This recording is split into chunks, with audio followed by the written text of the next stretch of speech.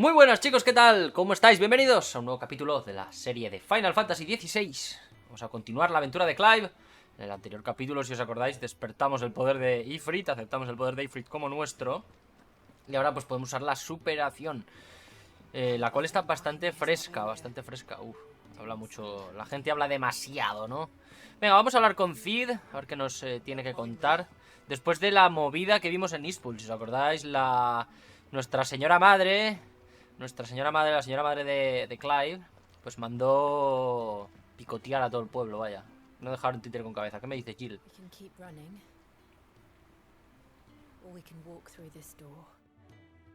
Exacto, venga, vamos a ver qué nos dice Cid. This place is getting more crowded by the day. I tell myself the bustle's a blessing. There'll be time enough for quiet contemplation when I'm dead. So, did you find the answers you were looking for? I still don't know what to make of this gift, curse, or whatever it is I've been given. But there is one thing I can say for certain. I am a dominant, Ifrit. And there is nothing I can do to change that. It is a burden I must bear until my dying day. Spoken true. Forgiveness and in turn salvation can only begin with acceptance. It's a path we all must walk, no matter how colourful our histories. Sid, you once told me that you wanted to build a place where people could die on their own terms. I did. I've been thinking about that.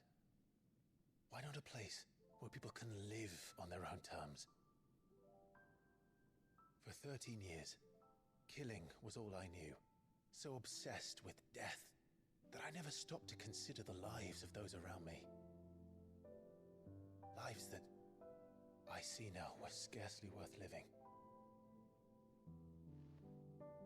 Be they bearers or beggars, most but march blindly to their end, never realizing that they too deserve a choice. And I dare not turn a blind eye to their suffering any longer. So, atonement then, is it? That was the answer we found. The only one we need. Sí, porque están los dos en la misma, vaya. I'll be expecting you both to pull your weight. And we will. Well then, with a sprinkle of fire and ice, this plan of mine might just work.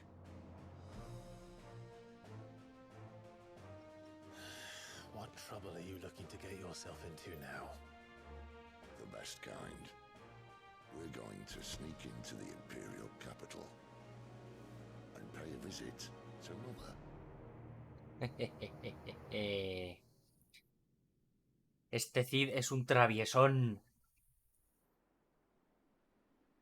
No es bonito ni nada. No es bonito ni nada.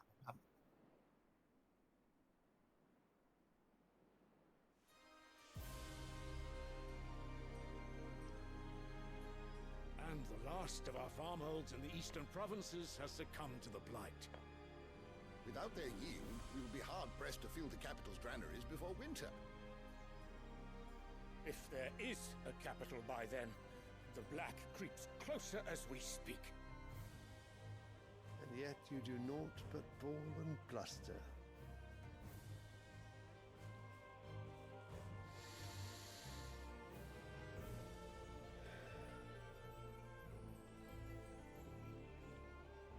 Your Radiance?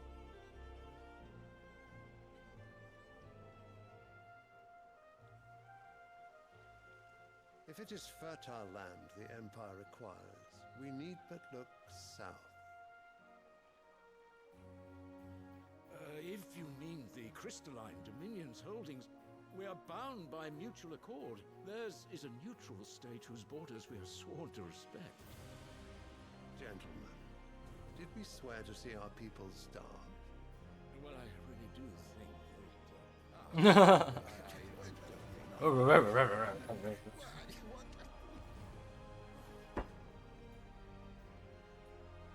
gates of Oriflamme buckle at the flood of those come seeking refuge from the blight.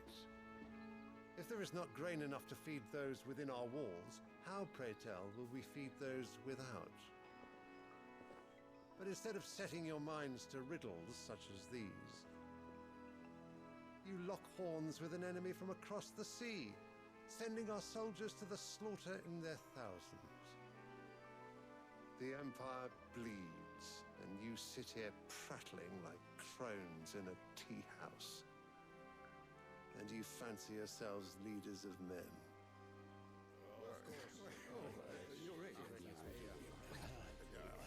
Sandbreck is naught without her citizens.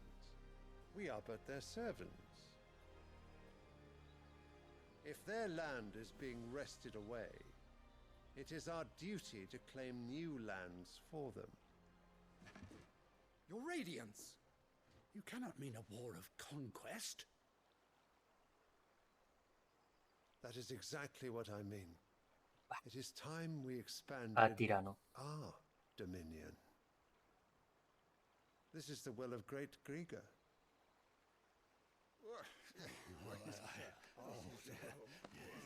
There will be uproar.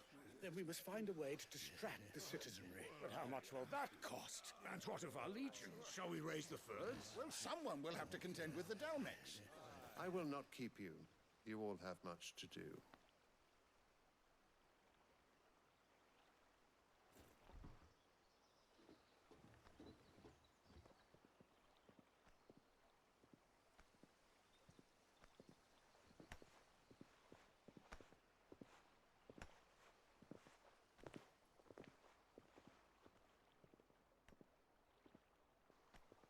Where is my son?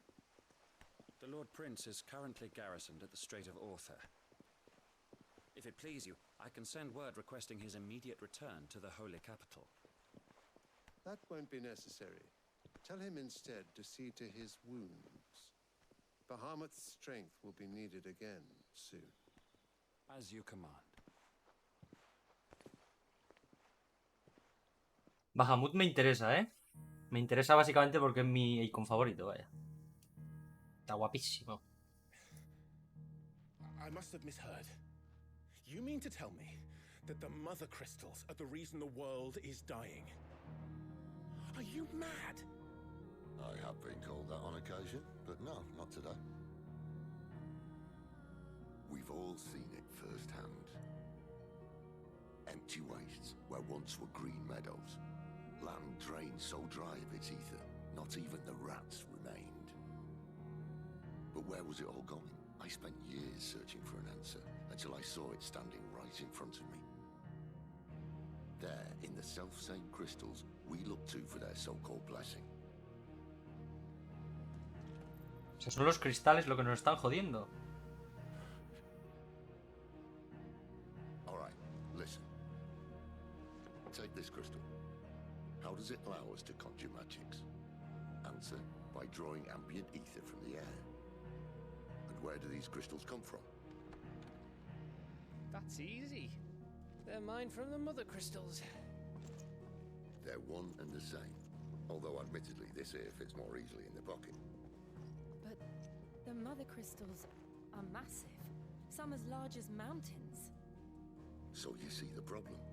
Imagine just how much ether can be drawn by something that size. As to where it's all going, mind, well, I can't know everything, can I? We are taught that the mother crystals are divine. Their ether a gift from the heavens. For centuries, nations have fought and fallen for want of that gift. If what you say is true, how did no one else see it? Who says they didn't? Maybe the truth was inconvenient. Inconvenient to whom, exactly?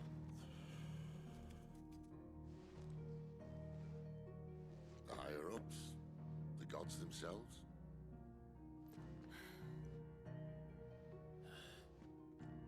So now you want to do something about the crystals. And what? We're not helping bearers and dominants anymore. I I didn't say that. I made a promise and I intend to keep it. But if we continue down this path, there's only one fate that awaits the realm. And we can't very well set our people free.